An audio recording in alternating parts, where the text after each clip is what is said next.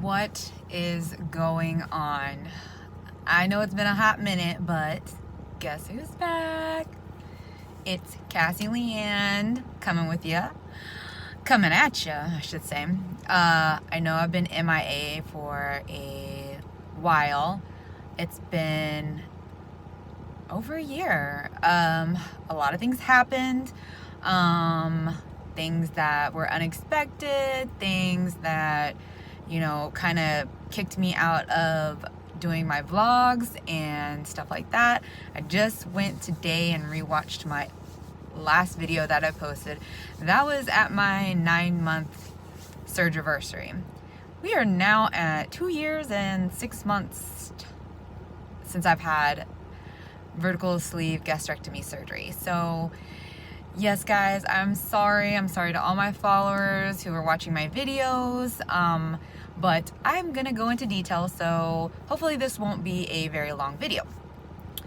Basically, I did my last video at 9 months, and I was sticking hard at 149. So let me backtrack just a little. So I had when I first started my weight loss journey, VSG surgery, I weighed in at 237, did my 2-week pre-op diet. The day of surgery, December 29th, 2015, I weighed in at 224. The last time I came to you guys, I was at 149. I was sticking hard at that 149 in a stall. Guess what happened? Still at 149. So it's good, but there was a lot of things that happened in between that 9-month and today. So getting to the story of why I stopped doing my videos, vlogging. Basically what happened was I was emotionally going through a rough time. I had lost a friend and who also had a surgery like me. She didn't pass away because of the surgery, but she did pass away, and we were talking on a daily basis. And so that kind of tore me up a little bit. Just losing somebody who you had one that you were friends before surgery, that you've known for a while, and then they got the surgery. But it was long after that she had the surgery that she passed away.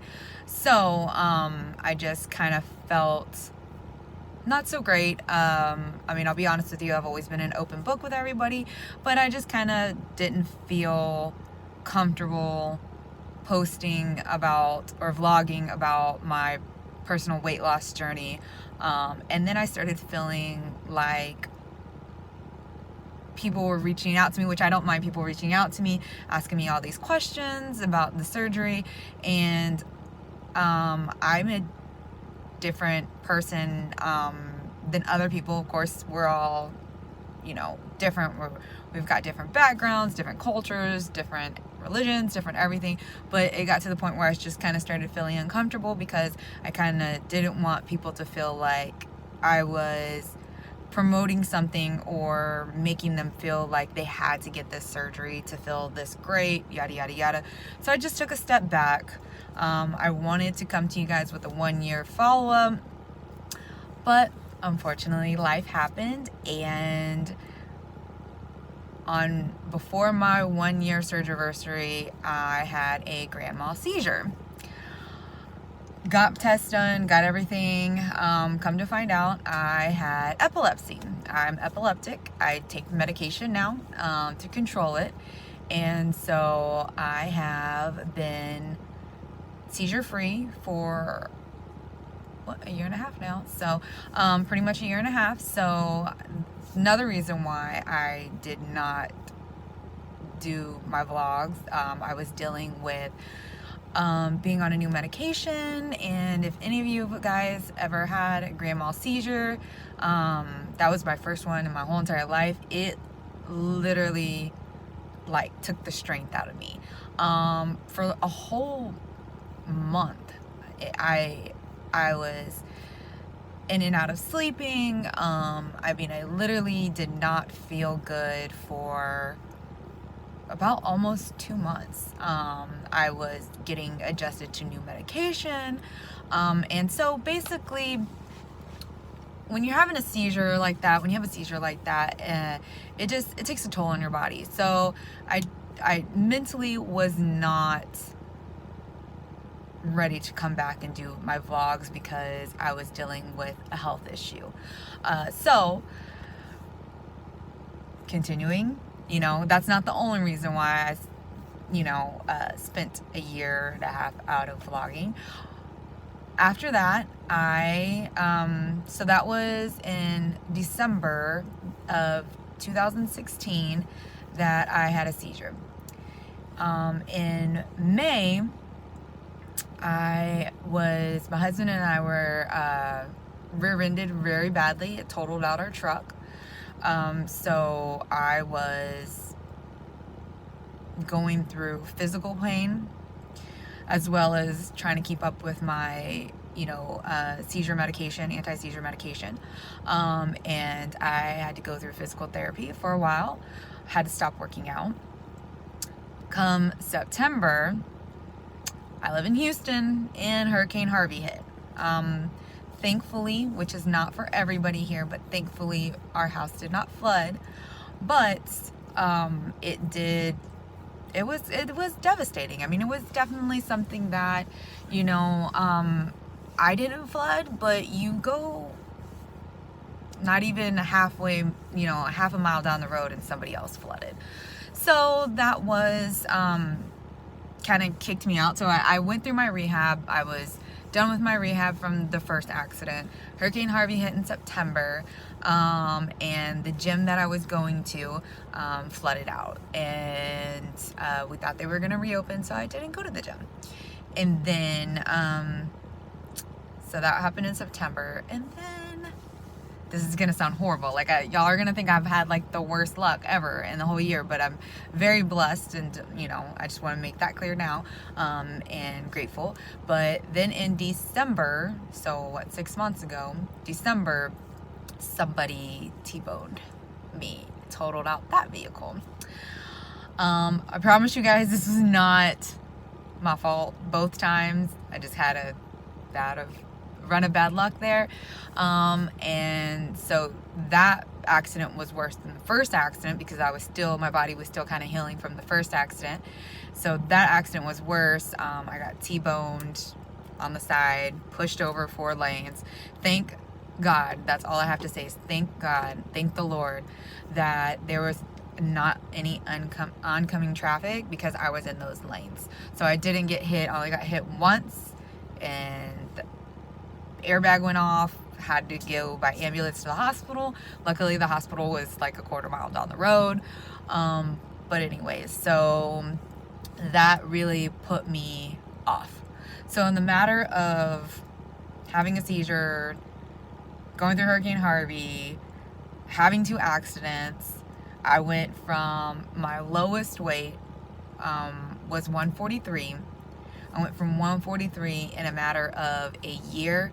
I gained 15 pounds. So the highest I was at was 158.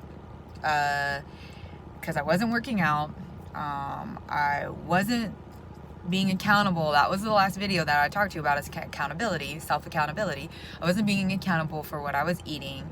I was stressed out, very, very stressed out.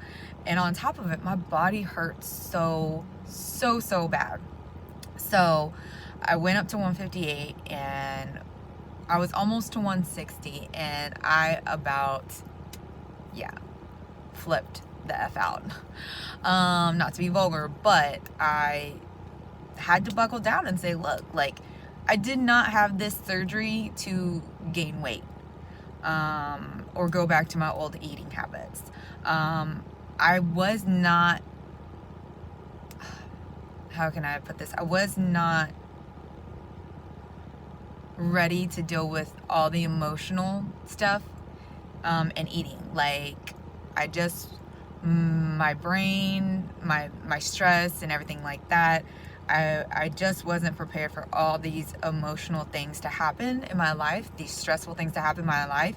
I didn't have full control yet of, using my new weight loss, tool to help me sustain a good weight, to be healthy. So I just wasn't emotionally prepared for all that stuff. So I did gain that weight, gain 15 pounds, which a lot of people will probably be like, oh, it's only 15 pounds in a year. But for me, being that I was in my second year, that scared me, and it made me a little upset. And I finally was like, okay, like something's got to give, like I'm not gonna do this. I need to be accountable, like my last video. Before I had my seizure, I had noticed people in the weight loss community doing this ketogenic diet, and I was like, okay, dabbled in it a little bit, and I was like, I'm kind of, it was okay. I didn't really fully commit to it. After I had my seizure, I was just Googling everything. I'm unfortunately one of those people who like to research everything before I do anything. Before I buy something expensive, I'm going to go out there and I'm going to research it, and I'm going to see if there's something similar that's going to be cheaper. Anyways, long story short, I just researched the crap out of epilepsy, and it had brought up again the ketogenic diet. Being in a state of ketosis helps with your brain function. It helps with also your weight, and using fat for fuel. So again, tried doing that, but I was not emotionally prepared to really stick to that diet. So I I stopped tracking. I stopped tracking my protein. I stopped, making sure that I was getting enough water intake. I just wasn't taking care of my body the way it was. I got into this mode of,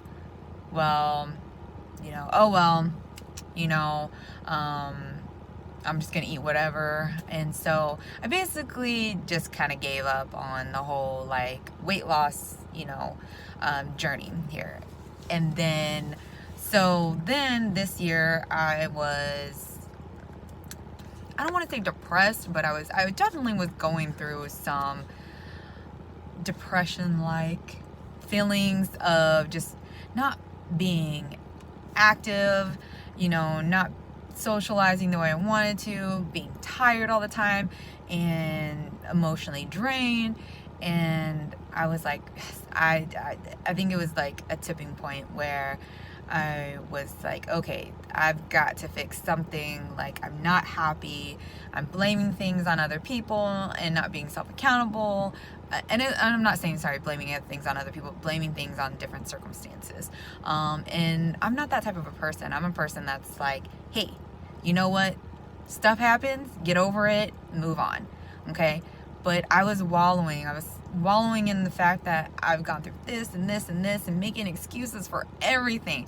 Why I wasn't losing weight, why I wasn't working out, why I was feeling a certain way.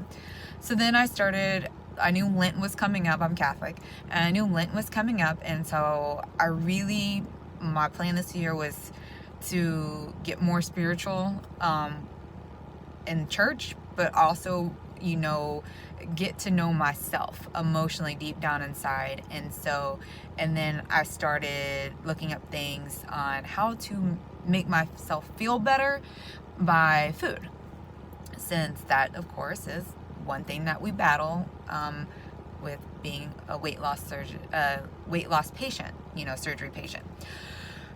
Again, I came across the ketogenic diet, about how like this can make you feel better eating this type of food versus this type of food. And so I was like, look, Lent's coming up. I'm gonna go balls to the wall, hardcore, do this ketogenic diet. So at that time I was at 158 and did it for 40 days, which is the time frame for Lent. Felt awesome. And I was like, this is great. Like, I didn't realize how certain things made my body feel worse. It helped with my rehab, going through physical rehab due to the second car accident. It helped my inflammation. It helped my energy. I had so much energy. I was waking up early in the morning with a go, go, go, let's go attitude. And it helped me mentally. And it also helped me feel more stable in being seizure free. So, because at the end of the day, when I did have my seizure, I could not drive for 3 months in the state of Texas. If you have a seizure, you cannot, a documented seizure, you cannot drive for 3 months. If you drive within that 3 months time frame and you have a seizure behind the wheel, you can lose your license. So part of my job is driving. I mean, I think that's a lot of people, you know, you have to drive to work, stuff like that. Me so more than others, but I was adamant that I was going to do something to help with all these issues. And so I wanted to make sure that I stay seizure free for the rest of my life. Take care of my body. So that's when I got back to the going, you know, doing a low carb, high fat diet. The reason why I am vlogging again is, one, because I want to let you guys know I'm still here. And to really tell my story and to really let you guys know that, you know, emotionally, how we can be so attached to food. I mean, like, just earlier today, I heard somebody say, you know, they're like, oh yeah, my cousin had weight loss surgery and I'm on top of them because of, sorry, there's somebody pulling up next to me. But I'm on top of them so they don't, you know, get fat again, you know, because I know somebody who had weight loss surgery and they don't even look like they lost any weight, and who regret having the surgery because they can't have what they want to have. And I was like, to me, that's too many emotions towards food. When you're treating food like they're a human being, when you're saying, I regret having this surgery because I can't eat what I want to eat, it's like you're saying you've lost a person, like you're losing a person. They're like gone forever. That's not the case. You're being emotionally attached to that food, and it's I mean, it's hard. Like, I'll tell you right now, food was my vice. I mean, that was my addiction. That was my vice. I was emotionally attached to food as well. But ever since trying to switch my mindset over, ever since going to a low carb, high fat diet, I have noticed a decrease in emotional cravings. Not saying I don't get them, but I found a decrease in emotional cravings. Basically, I don't treat food like it's a human being. That I don't wallow in the fact that I can't have a slice of pizza. I don't wallow in the fact that I can't have a sub sandwich or fried food. I look at this as a way that I need to fuel my body. Not only my body, but my brain, especially having epilepsy. So that is my biggest thing, and being accountable. So I did the 40 days during Lent, and I went down to 149. So I feel amazing. I am, one, if you guys want to see kind of what I eat, I do post it on my Instagram, which is under Cassie _Leanne. So you guys can see what I'm eating in a day. But I just want to tell you guys that we've got to be emotionally prepared to handle things that aren't going to go our way. And how are you going to be accountable to say, look, I gained this weight, I'm not loving how I'm feeling, and either we can keep going down that hill and get back to where we were, or we can say, look, if that's figuring out on your own how you're going to lift yourself back up and get back on a good nutritional plan, or if you need to have somebody help you be self-accountable. Luckily, I have family, and my spouse, my husband, who's awesome, who definitely could see the attitude change, or could say, definitely were the ones that were like, hey, aren't you not supposed to be eating that? Those food police. I love my food police, but when they start trolling you on Facebook or Instagram, that's when I don't like it. So, but I mean, the thing is finding an accountability, either partner or figuring out accountability within yourself. One thing that I have found out for me to keep myself accountable, to keep myself motivated, is I started listening to podcasts. The keto podcasts, there's a lot of them out there. There's even weight loss podcasts. There's tons out there. Find the ones you like and just listen to them. If you're, instead of watching television as to get your mind off of stuff, listen to podcasts. There's so much good information out there readily available for you. Also too, I have switched my eating habits. Not only am I doing a low carb, high fat diet, but I'm doing now more of what they call intuitive eating. I still track everything, but basically what I'm doing is I am eating to where I feel satisfied, and I'm eating to the point where if I'm not hungry, or if I guess I'm saying, like, it's more so if my brain is telling me I'm hungry, I have to sit back and say, hey, look, am I really hungry? And I've heard it in the podcast before, some really good podcasts where it's like, okay, if you think you're really hungry, you need to ask yourself, am I hungry where I can eat a whole meal? Or am I hungry because I think I need to snack on something? If it's more of a snacking situation, which can lead us down, a rabbit hole there, depending on what you're snacking on, and you're not hungry to the point where you could eat a whole meal, don't snack. Drink fluids, like drink water. I'm huge on water. I'm like a camel. I could eat, literally, I bring this whole thing with me in the car. I'm in the car all day long. So I have this that I'm drinking on. I have my Yeti, so the ice stays cold. And I try to drink one of these big old Arctic things in a day. I don't even know how many ounces. I think it's like 64 ounces or something like that. Anyways, so I basically do that. I stay on top of my water to make sure that I'm getting my fluid intake.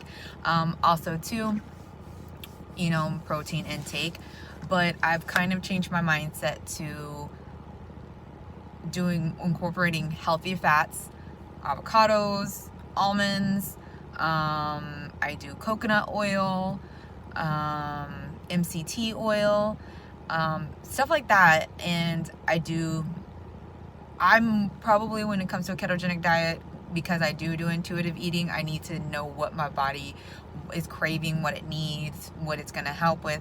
I probably do more protein than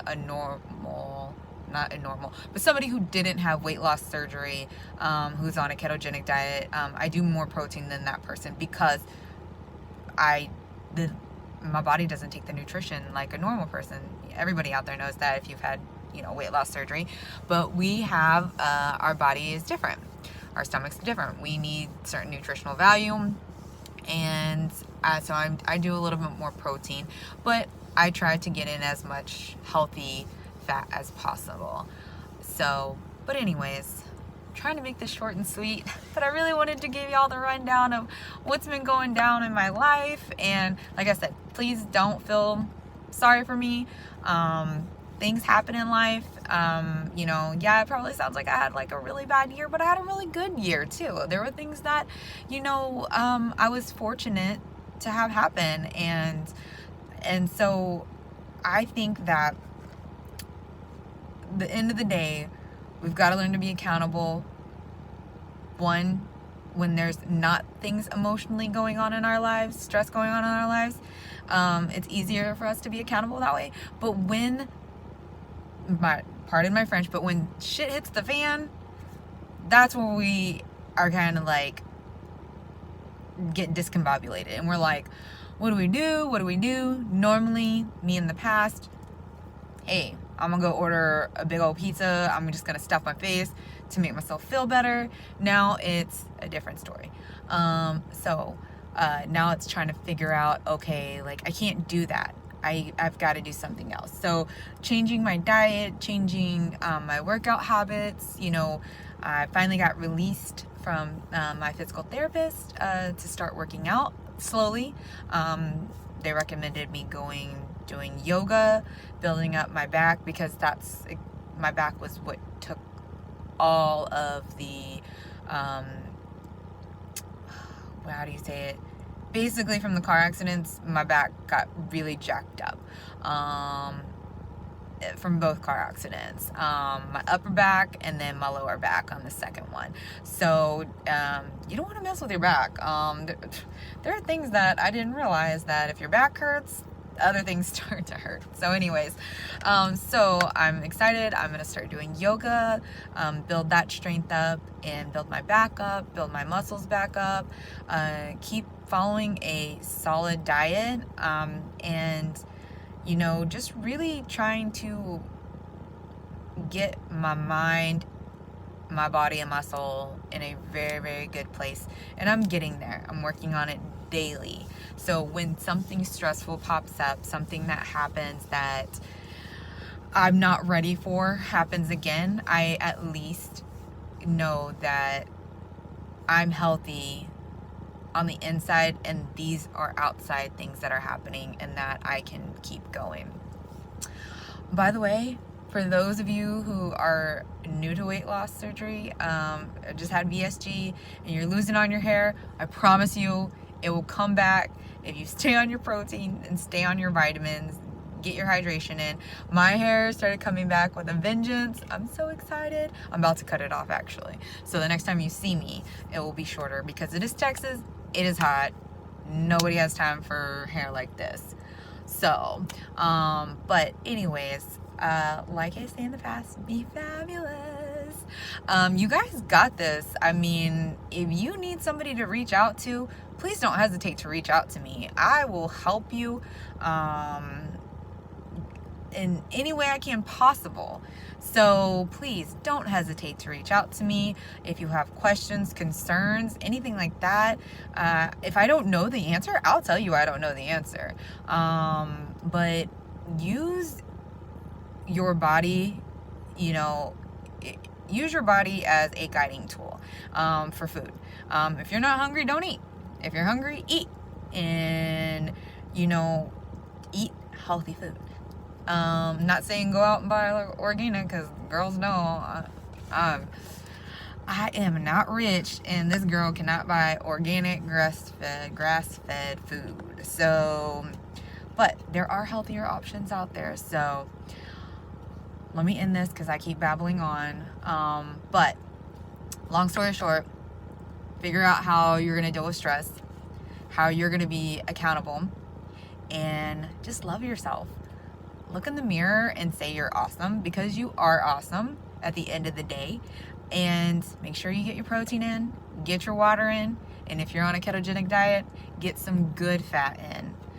Good fat, not fried fat, good fat. So anyways, you guys have a great rest of your day, great rest of your week, great summer, everything. So you guys have a good day, and I will try to post soon.